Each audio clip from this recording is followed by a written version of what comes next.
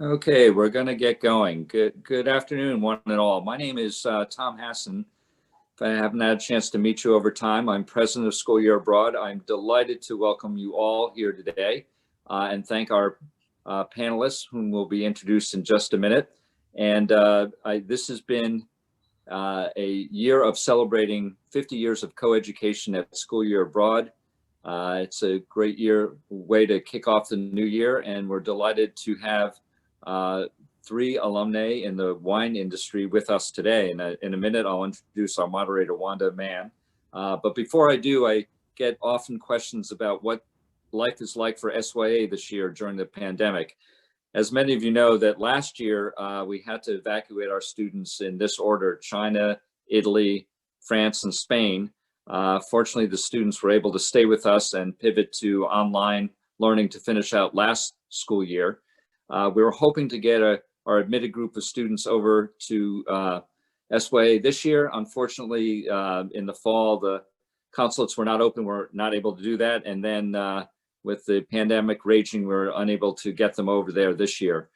In the meantime, though, our faculty are back working, and they're doing a number of things for us, including going to host some alumni classes. So you'll be getting information about that. So I hope you can take advantage of that and reconnect with classmates and your teachers and the language. So look forward to that as life goes on.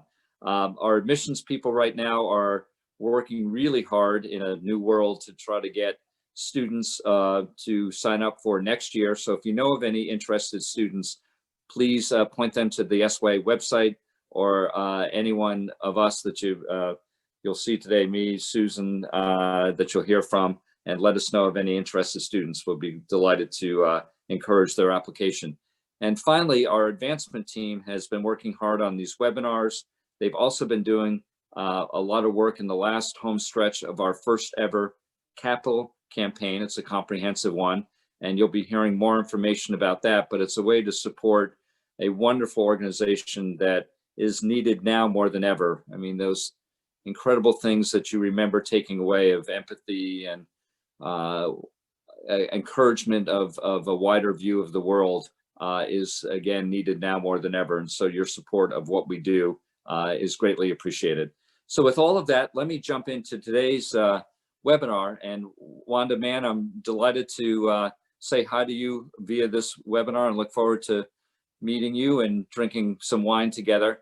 Wanda is the founder and editor-in-chief of Wine with Wanda, and it's a wine lifestyle blog.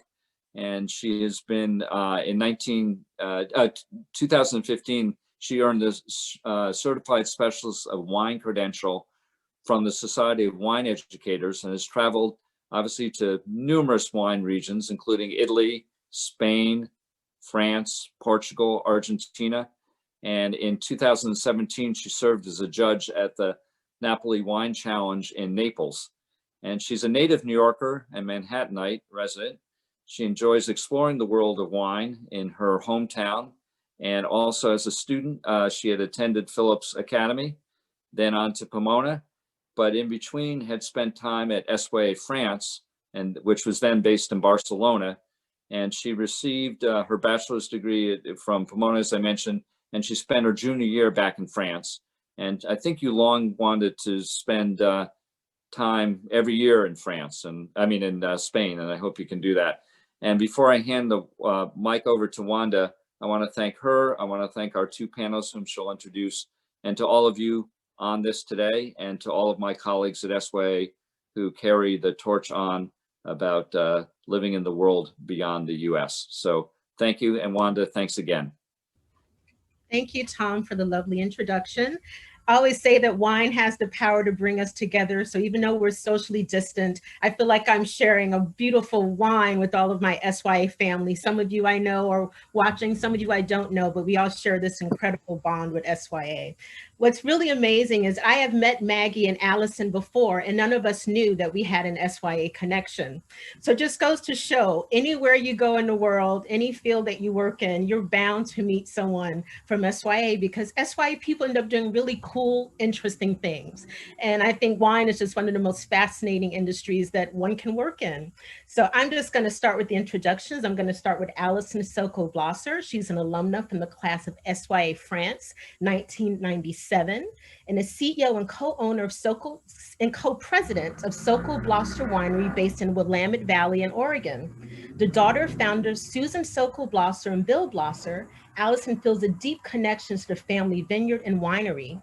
Leading the business, she collaborates with her winemaker brother Alex to guide a strategic future while directly overseeing sales, marketing, and all administrative functions, including accounting, finance, IT, and human resources. Alison is very, very busy.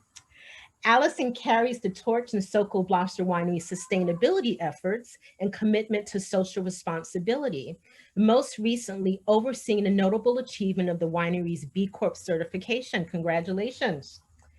Following a few years in public relations and marketing communications, Alison returned to the family winery and assumed the role of director of marketing. Then in 2008, she and her brother were named co-presidents, transitioning the family winery to the next generation. Alison is involved in the Oregon wine industry as a past president of Oregon Pinot Camp and Dundee Hills Wine Growers Association, as well as a member of YPO and Women for Wine Sense. Thank you for being here, Alison. And now Thanks. Great to be here. Thank you. I'm going to introduce Maggie. Maggie, I actually met, I think about 2 years ago. I was on a press trip to Paso Robles. And for all of you who did SYA Spain, they do pronounce it Robles in California instead of Robles. So I really did learn Spanish while I was there, but we're going to know how they pronounce it in the region, Paso Robles. It's offensive, it's true. It took me a few days to get used to that when I was there. But Maggie Tillman is an alumna of the class of SYA Spain 2001, is co-owner director of sales and marketing for her family winery, Alta Colina, based in Paso Robles. Her father, Bob, purchased a 130-acre parcel in Paso Robles Adelaida district that would become the vineyard, planting 31 acres and 8 Rhone varieties. Following the first harvest in 2007, the first bottle was sold in 2009, and the estate winery opened in 2014. This past June, Maggie received the Master Marketing Award from the Paso Robles Wine Country Alliance for her innovative creativity.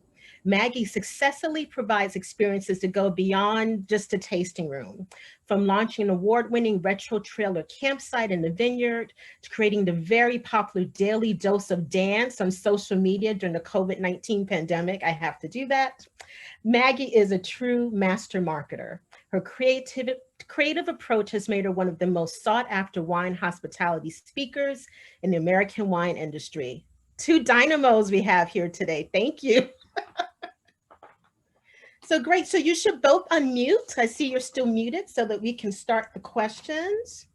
So, let's start with SYA. We all study in old world wine regions. France is considered old world, where Alison was, and Maggie and I were in Spain, which is also old world. And their wine is so integrated into the daily life. So I'm wondering, was wine an important part of your SYA experience? I can definitely say yes.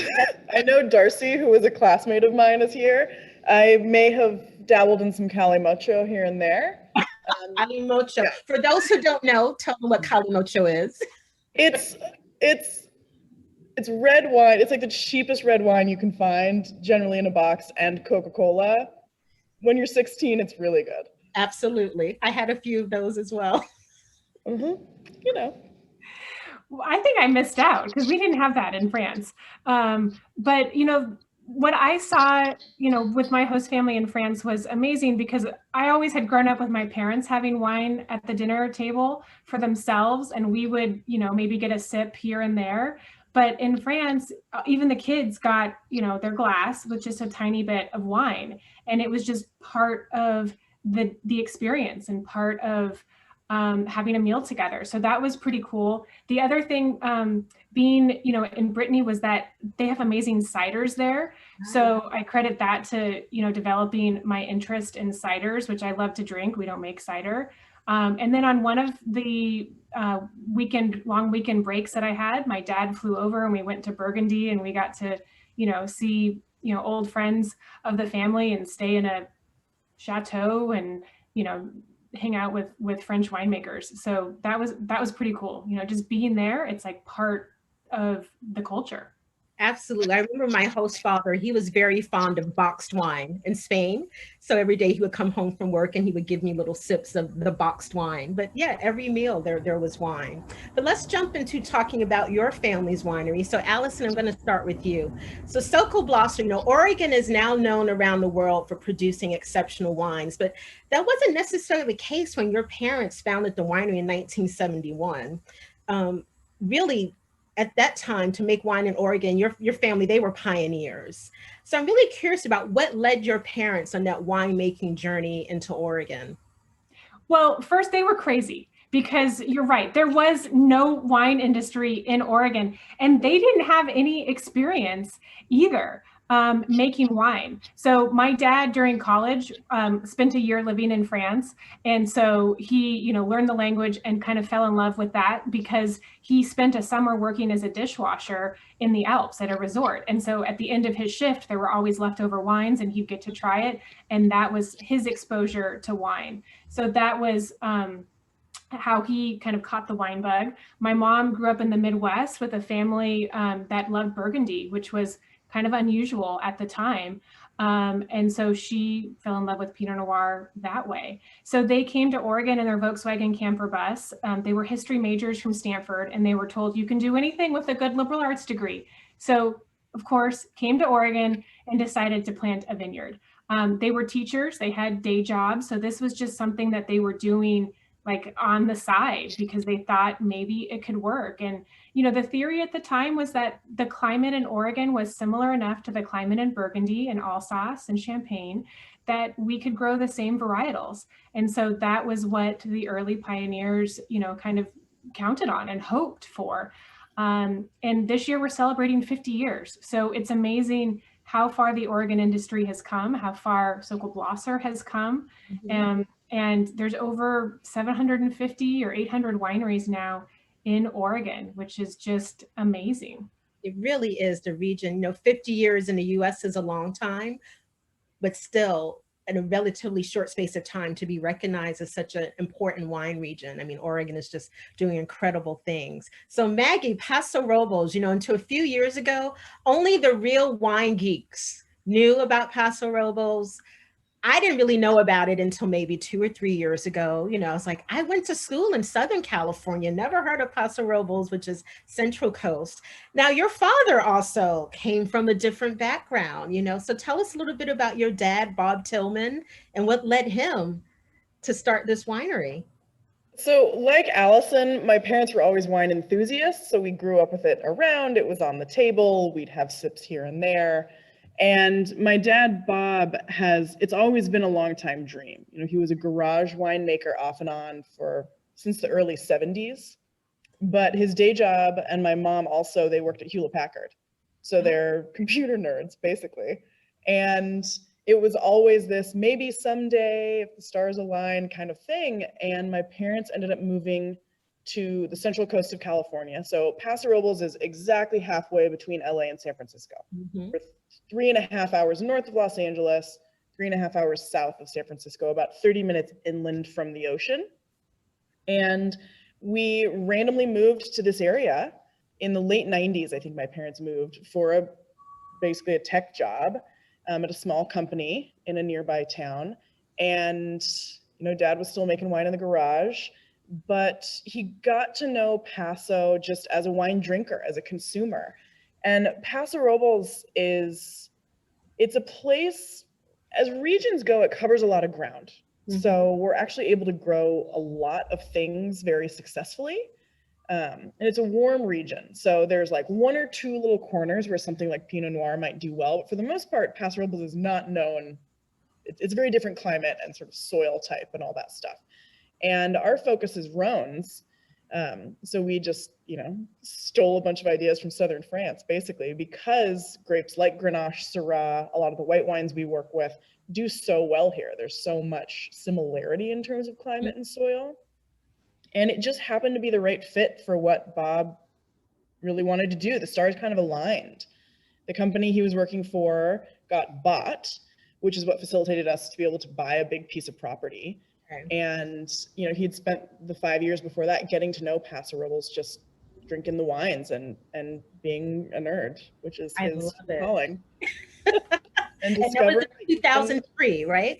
It was, yeah. So we bought the 130 acres in 2003, and we developed it from scratch. So I'm sitting here in our winery facility, which is at one end of our 130 acres.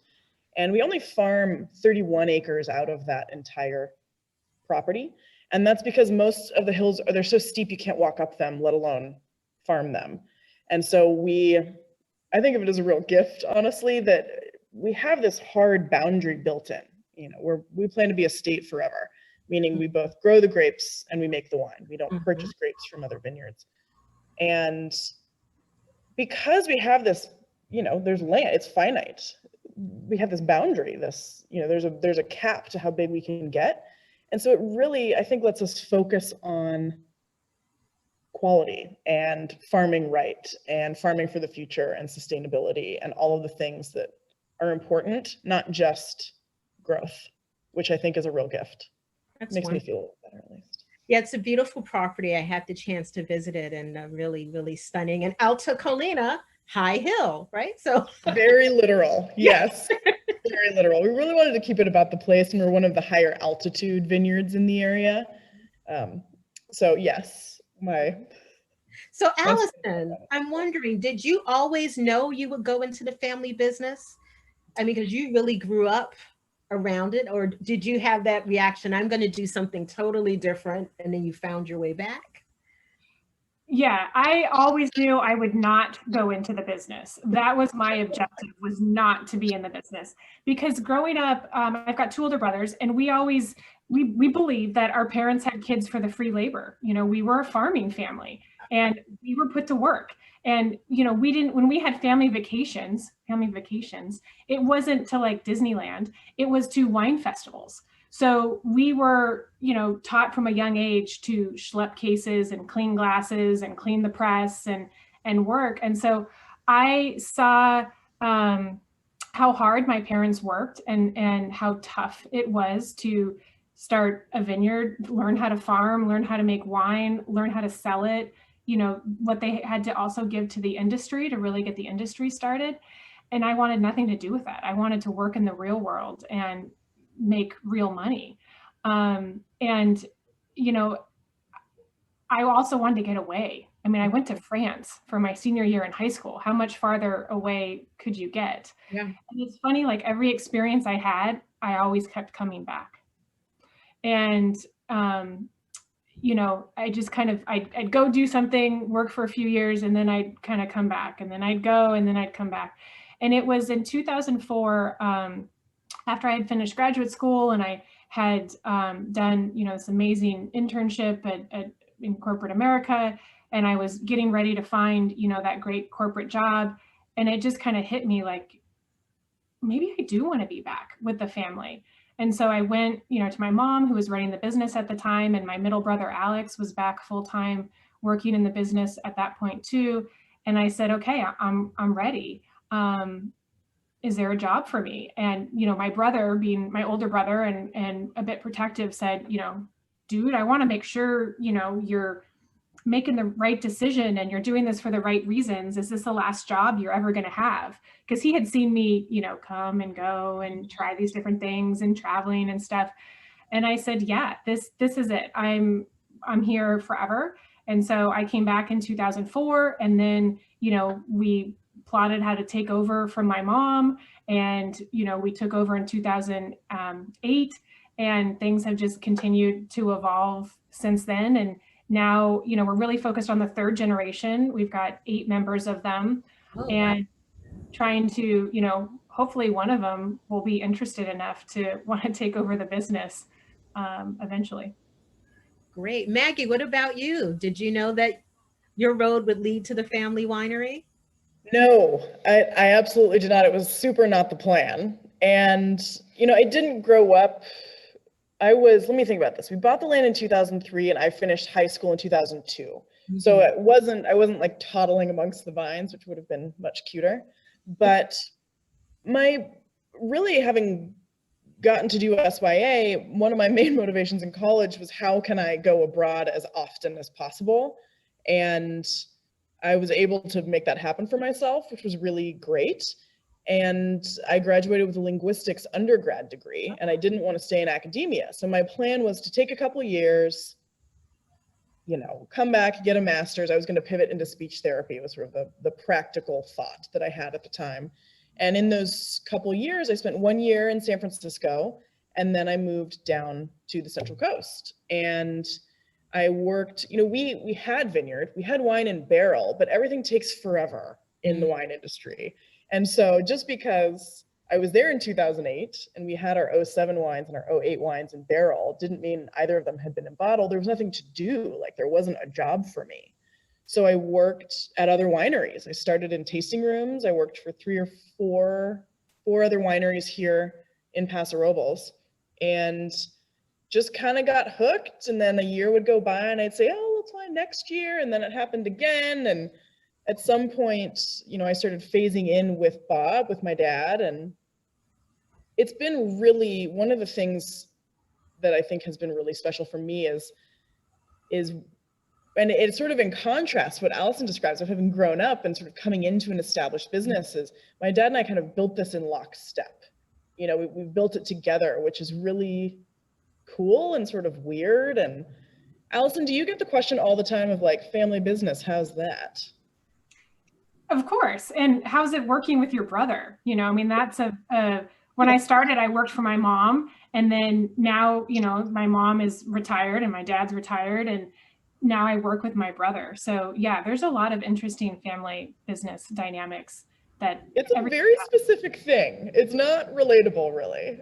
But as it turns out, we work really well and we're incredibly proud of what we're building. And I think when it's a multi-generational business, things like sustainability and thinking about how to farm responsibly and how to engage with the community in productive ways, it's just built in because this is where we live. This is what we do. It's getting passed down, and it's pretty special in that way. You're really building something, a legacy for future generations.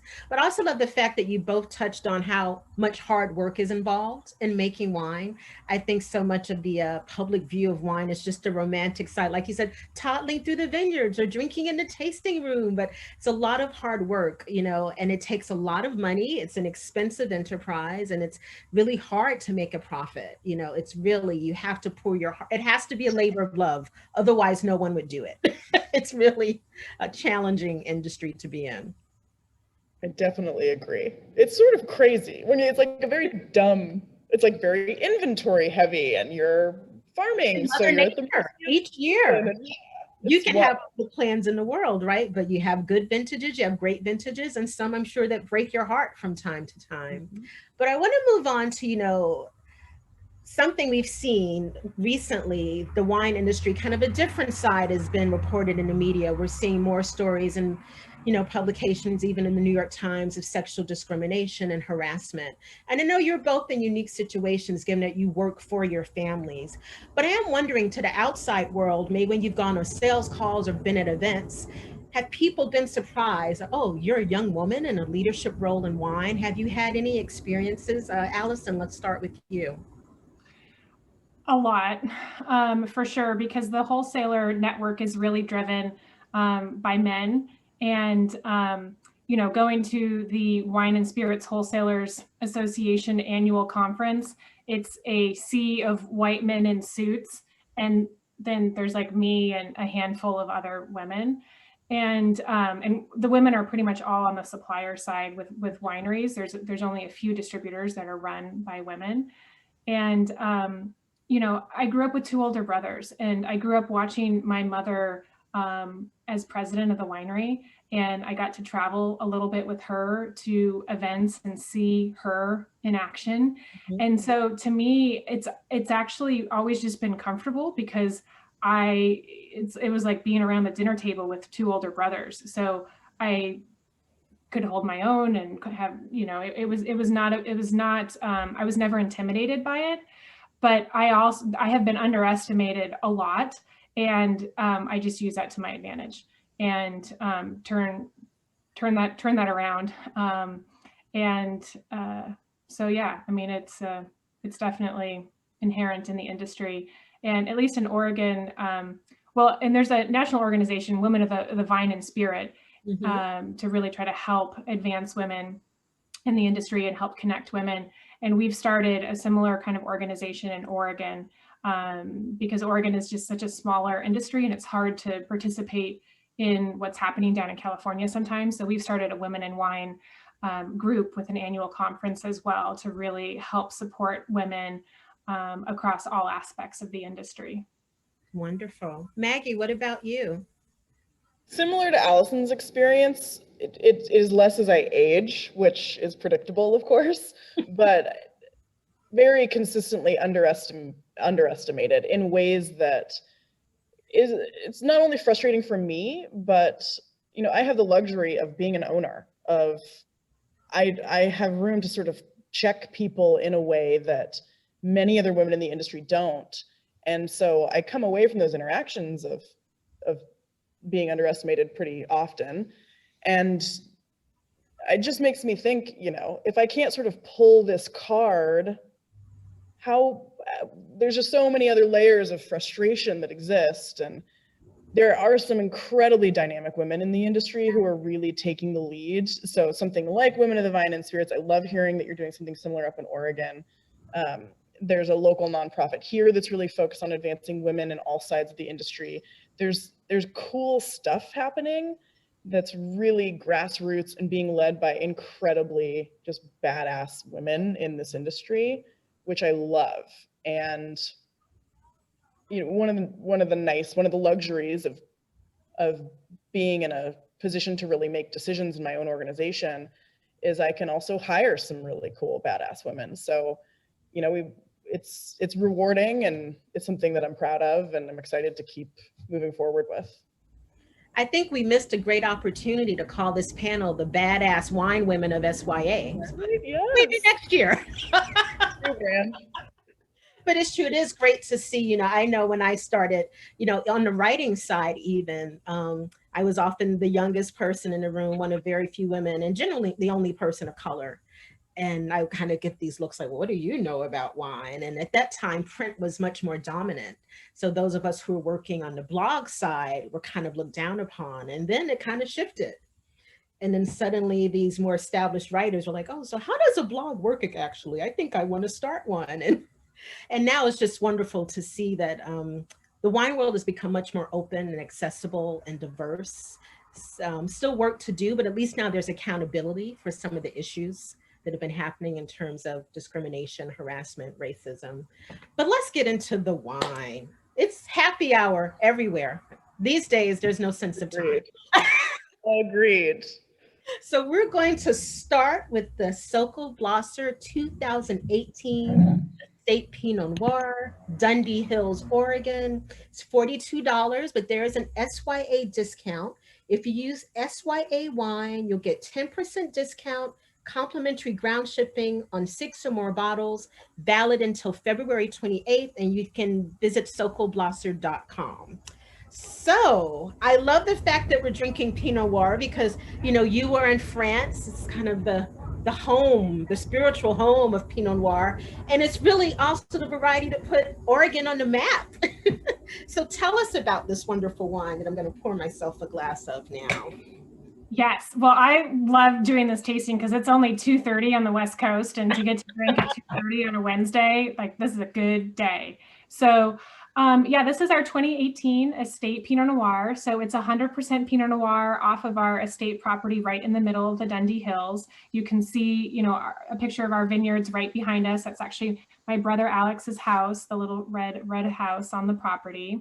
And so we farm organically. We're certified organic in our vineyards, and everything about what we're doing in the vineyards is farming for quality. Pinot Noir is a challenging grape to grow and a challenging, grape to vinify, to make into wine. And so there's a lot of handwork that's required on each vine. And they, we're touching each vine about 10 times during the growing season. So just to kind of put it into perspective of how much handwork there is. Farming for quality means that we're limiting the yields so that we're getting the very best quality, and that we're making sure we can ripen the fruit as well. Some years can be more challenging than others. Somebody asked a question about climate change, and we are definitely seeing the impacts of climate change in Oregon. So back in the 70s and 80s, harvest was very typically, October was the month that we would be harvesting. Now we're very consistently harvesting in September, and we've even had a few vintages in the last 5 years where we've been harvesting the last week of August.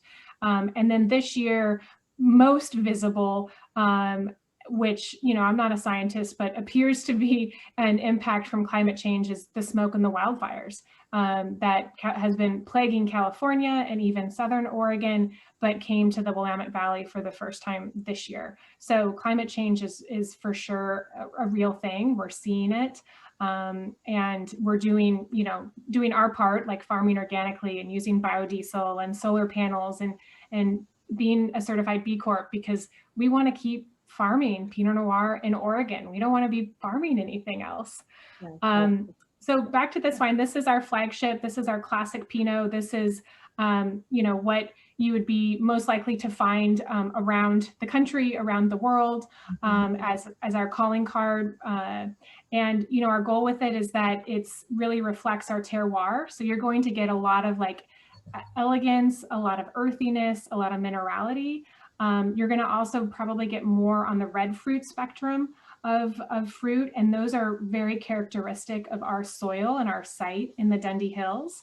You're going to get the brightness and the ripeness of the fruit. You're also going to have, a lot of toastiness from the oak. It spent 16 months in French oak barrels. And through it all, it's got this amazing core of acidity that really gives it that seat and that structure to hold the wine and give it that long-term ageability, and makes it pair so well with food. And the acidity is something that you're going to see very consistent from Oregon wines, especially from the Willamette Valley, because of our cooler climate, and that we have just a really big temperature shift from highs and lows during the day in the summertime. So hopefully you all will come visit sometime so that you can experience that firsthand and just enjoy the beauty that is Oregon. So cheers. I hope you all have Pinot in your glass, and whatever Pinot it is, that's okay. But yeah, enjoy. Yeah, I'm glad you mentioned, Pinot Noir has the nickname as the heartbreak grape, right? Because it is so persnickety and difficult. But one of the reasons that I hear from winemakers that they love it so much is that concept of terroir and how beautifully Pinot Noir can express the place that it's from. And often when we talk about Pinot Noir, it's Burgundian style. So would you describe your wine as inspired by Burgundy? Or if someone says, what's your style of Pinot Noir? What do you say? So that's a really tough question. So I'm going to say our style is Oregon.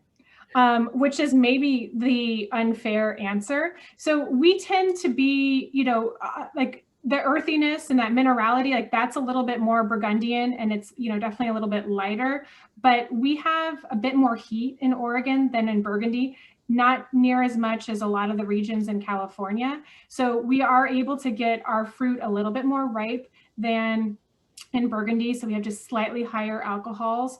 But we're not getting it anywhere near as ripe as a lot of the regions in California. So I like to think of it as the best of both worlds, between, straddling from what Burgundy offers and what California offers, but it's Oregon. Great answer. Do you have any favorite food pairings with this one? So the really classic food pairing in Oregon is wild salmon and Pinot Noir. And, the great thing about Pinot is just how versatile it is. I love, going to steak restaurants and talking to the servers and saying, hey, I know you want to sell Cab and Merlot so that people are chewing, you know, their big wine with their big steak. But like sometimes you've got a table where there's a mushroom risotto, you've got a salmon, you've got, you know, the pork shank, you've got the lamb, you've got the ribeye. And if you need a wine that's going to go with everything, if they're not having sparkling wine, then they should be having Pinot Noir, because that's going to pair really well with a lot of different things. And I'm so glad you mentioned salmon. Yes, you can have red wine with fish, but that's a whole other discussion. But yes, you can. So Maggie, let's talk about your Alta Colina 2017 GSM, which is $56, 10% discount code, valid through Valentine's Day. Visit altacolinawine.com if you'd like to order it. So for those who don't know, what is GSM? GSM is an acronym for the 3 grapes that are in this blend. So GSM stands for Grenache, Syrah, Mourvedre. And Grenache and Syrah are grapes that you see, you know, there's a Syrah section at the grocery store, there might be a Grenache section. Mourvedre, that M, that's the tricky one. And I know that I'm in a Zoom filled with people who actually speak French, so I apologize because I cannot pronounce that word. We're gonna let That's why I made you do it, Maggie. See, that was very sneaky of me. I just ignore the last syllable. It's fine. Yeah. So GSMs are an incredibly classic blend in the Rhone Valley in France. If any of you, I'm sure you can hear, I apologize.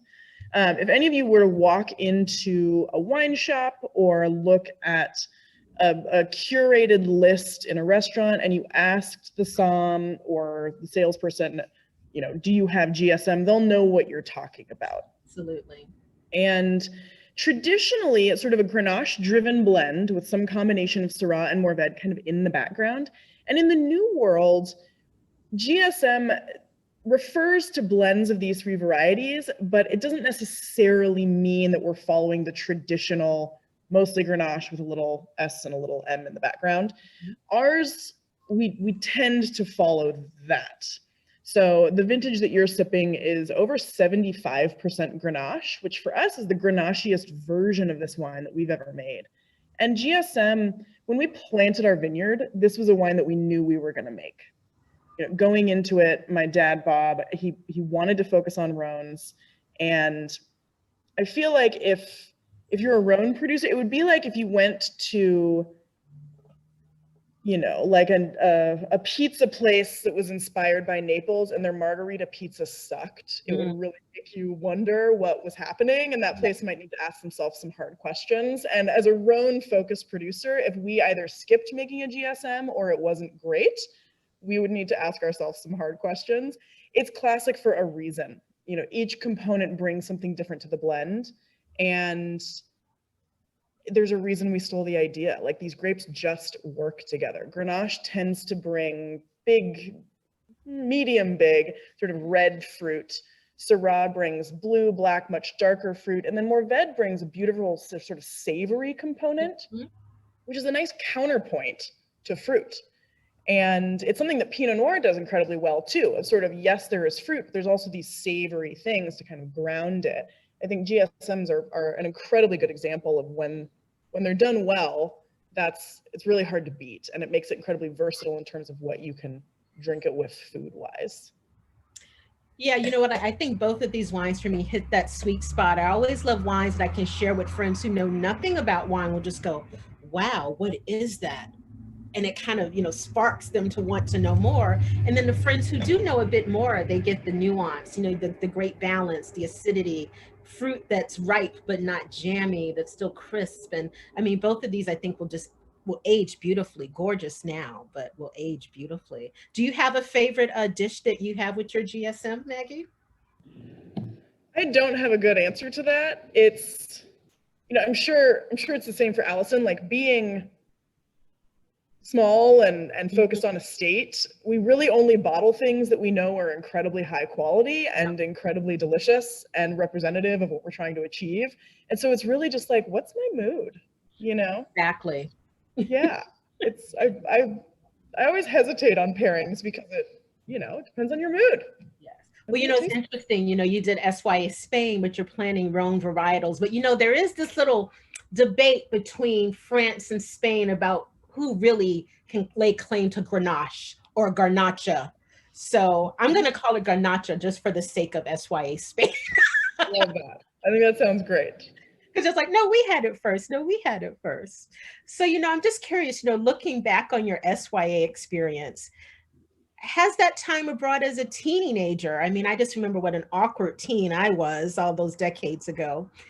But I do feel it's influenced my work life and how I work today as an adult. Alison, do you think that SYA has had an influence on your work style, the way you approach work?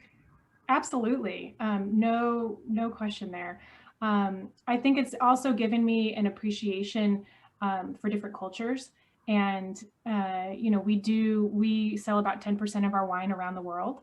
And so it's made it just so much more comfortable to understand and adapt to whatever the culture is that I'm selling into, and to be able to travel with ease. And, it's no big deal if a flight is diverted and I'm stuck at some weird airport in the middle of, the Netherlands. I'm like, cool. All right, let's find a bus and get back to, a major airport so I can fly home.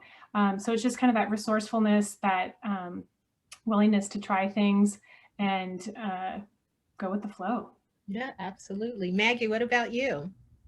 I think definitely I would not say it's a point of contention, but there is a contrast between my dad and me when it comes to things like, he's very much like, you're the first in, you're the last to leave, you work hard, this is what it looks like, this is the definition of what work looks like, and I do not agree.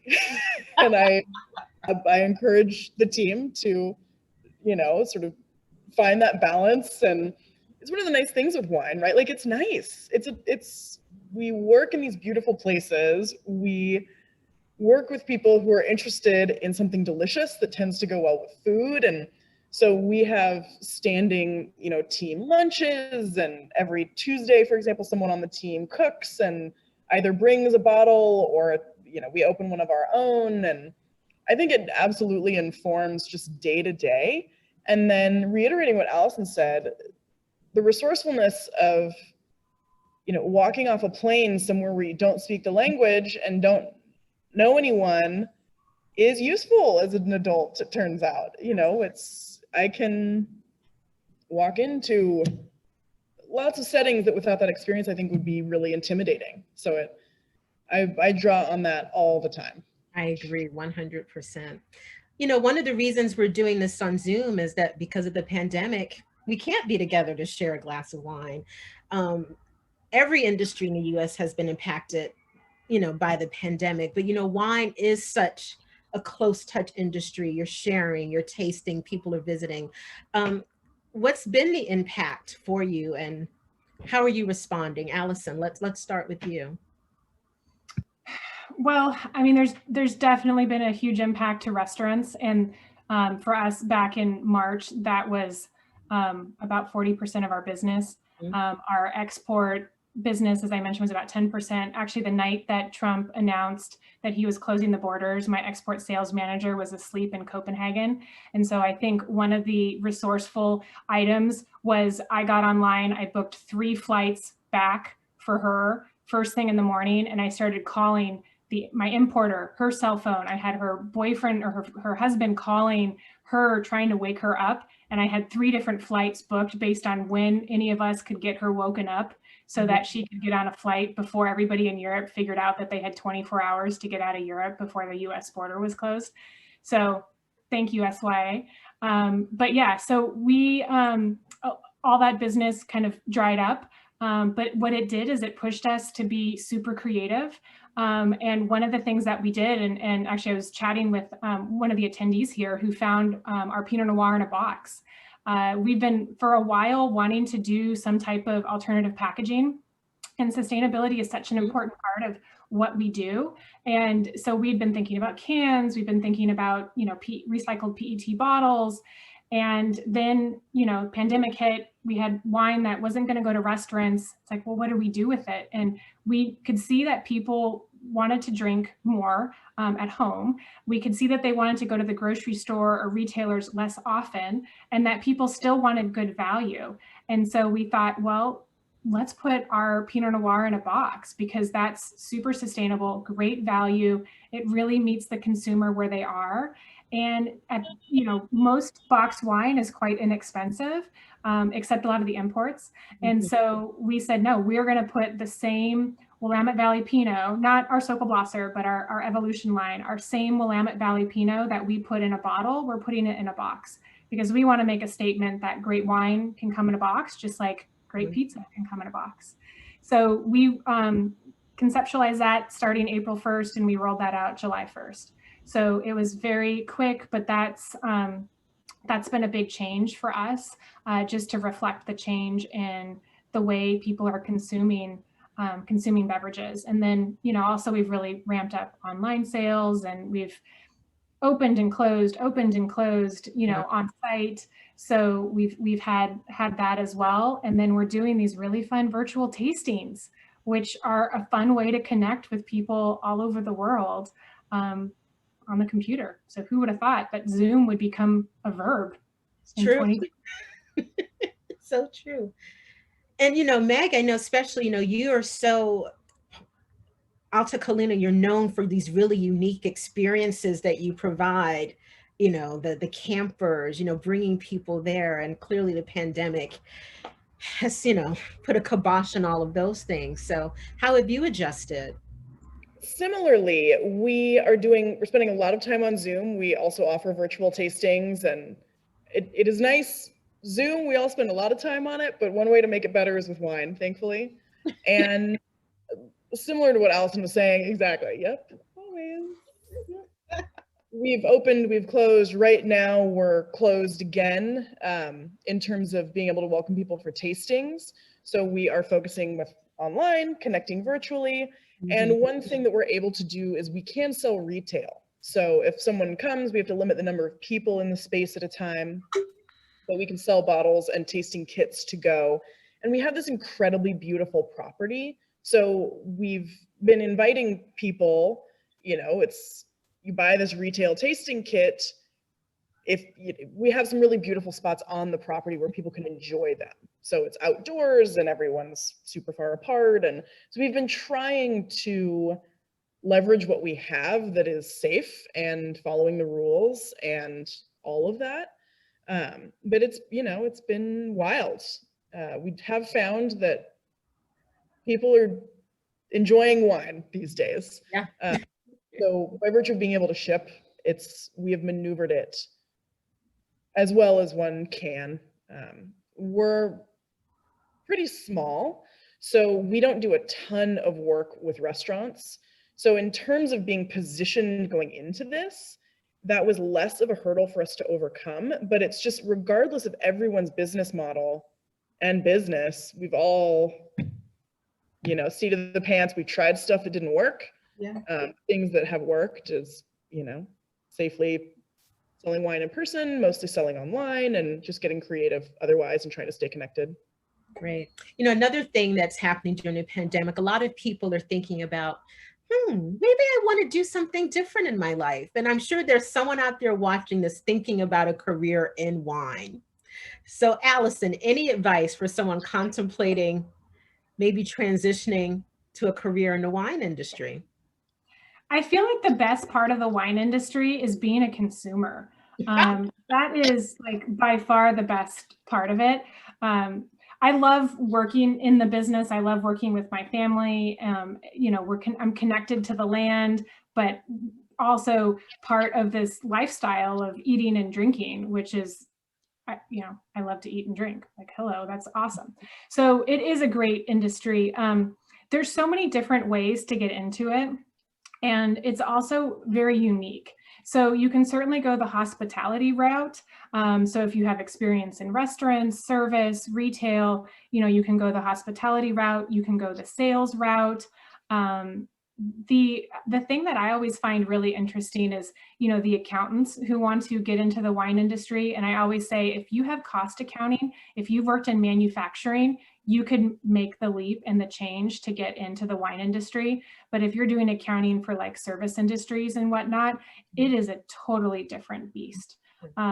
So, you know, there's the thing that I love about what I do is just how diverse it is, because we have a farming operation, we have a manufacturing operation, you know, making the wine, growing the grapes, making the wine. We have the hospitality, retail, sales aspect on site. And then we have the wholesaling, where we're selling through a network of wholesalers around the world. So it touches just about every aspect. And so there's opportunities, but it's very specialized.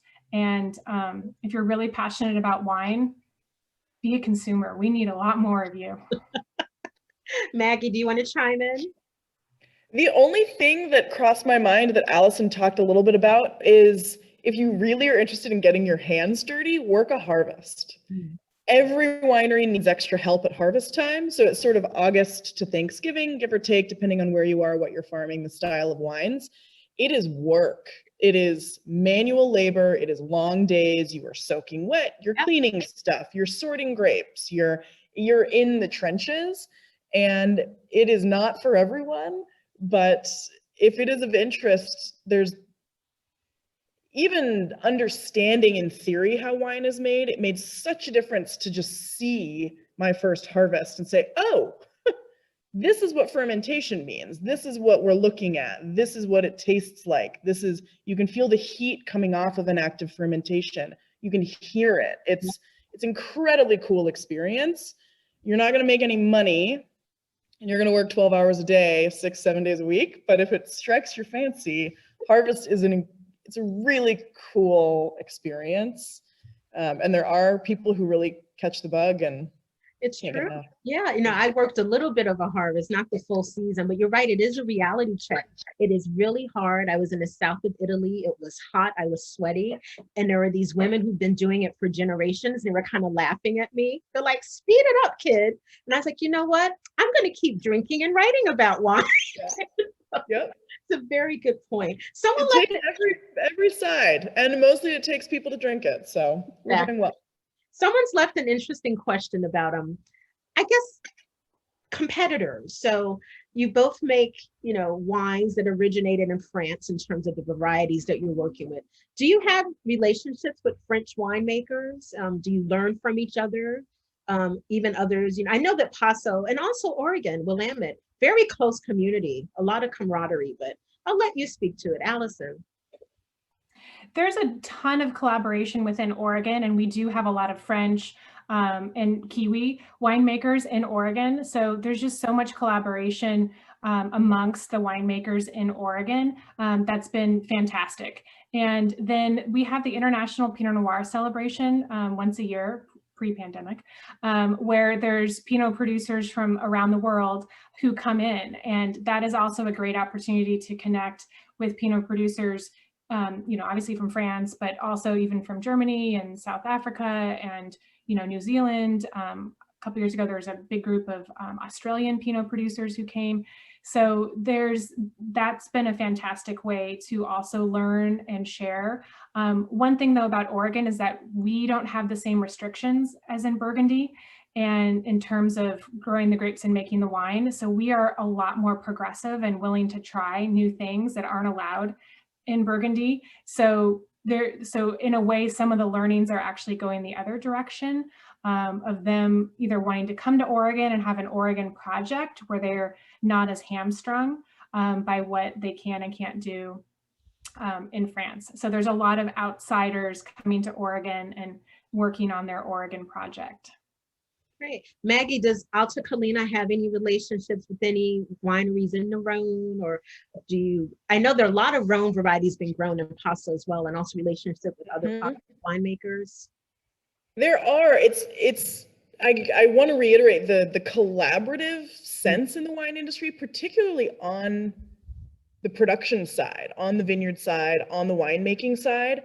Winemakers are nerds, and they love talking to the same brand of nerd, right? And much like Alison was describing a Pinot focused event, there's an event in Paso Robles that's every 2 years-ish these days, called Hospice du Rhône, and it's similar, where it's this international celebration, and it is so fun. And so panels will be, I mean, one of my favorite panels from the last event was a Counoise panel, and all of the winemakers were from South Africa. So it's very niche and very specific, but you're getting winemakers not only from France, but yeah, from Australia, from South Africa, all over the world. And wine, it brings people together. And so people in the industry tend to want to have dinner, open some fun bottles, be nerds. And I've found just in traveling, some of my favorite wine experiences are like, I went to Argentina a few years ago, and Santiago Acheval has a brand here in Paso Robles. So I emailed him, you know, we did a dinner once 5 years ago. So I emailed him and he connected me. I just had the most incredible time. Similar experiences in France. It's not to say competition isn't a thing, like it's an industry, it's a business, but there's so much room for more people in the United States to consume wine that we're all sort of on the same ship a little bit. And we all are kind of fighting for the same thing. And if your entryway isn't a bottle of Alta Colina, I'm not mad about it. It's hopefully you'll find me someday. And it's really fun. It's a really special industry in that way. And in Paso Robles, that's a piece that it's absolutely one of my favorite things about getting to live here and work in this business. True. Well, you know, this would be the last question. And I think it's, you know, I'm glad that we spoke so much about consumers. Unlike anything else we eat or drink, wine tends to intimidate a lot of people.